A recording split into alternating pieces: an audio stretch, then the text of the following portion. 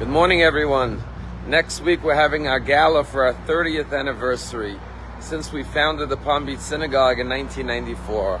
And thank God the synagogue has grown and grown. But in order for it to be established and developed over 30 years, there had to be a lot of fundraising.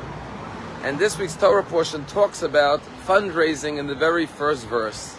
It says that Hashem commands the Jewish people that v'yikhuli truma, they shall take from me an offering. And it lists the 15 items, gold, silver, copper, wools, oil for the candelabra that the Jewish people should contribute in order to build the tabernacle, the first home, the first sanctuary, the first house of God. And every synagogue in the world today, including ours, is a replica of the original Mishkan, the original tabernacle. But the question is, why does the verse say they shall take from me an offering?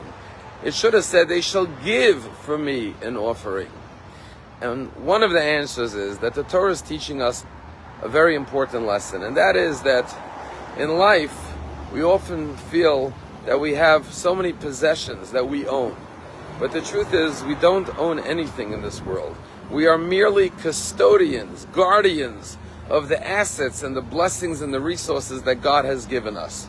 Because when our life is up, God willing, after 120 years, and it's time to go to the next world, we can't take any of it with us. It all has to remain behind. You know, when a baby's born, they're born with clenched fists. They want to grab, they want to take, they want to accumulate and acquire. When a person dies, their hands are open because they leave it all behind. And therefore the Torah says you cannot really take any of it with you. But there's one exception. The money you give away for charity, that money you take with you to the next world. That will be forever yours. That will never leave you. And therefore, v'yikhuli, by donating to the Mishkan, they will actually be taking for themselves. The Midrash tells a story about a fox who came across a beautiful vineyard and he wanted to eat from the fruit. So he walked around, but there was a fence. Finally, he found a little hole in the fence and he squeezed through the hole and he got into the vineyard. And he started eating the fruit and enjoying.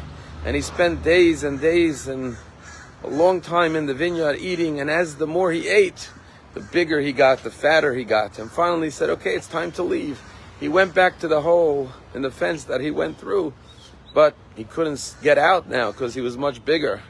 So what did he do? He started to diet. He started to fast until he shed all the pounds that he gained. And then he left the fence. And the Medrash says that's life. We come in and we accumulate and we acquire and we amass. But then when it's time to leave, we can't take it with us. So we have to go out the way we came in with nothing.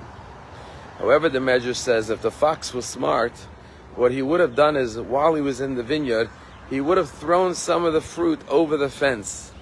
And then when he would have gone out, he would have had plenty of fruit to enjoy on the other side. And the Medrash says the same thing is true with us.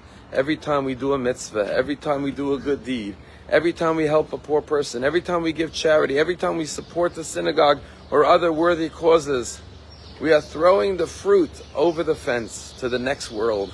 And when we arrive in Olam Haba, in the next world, all of the fruit of our good deeds will be waiting for us to enjoy forever. Have a wonderful day.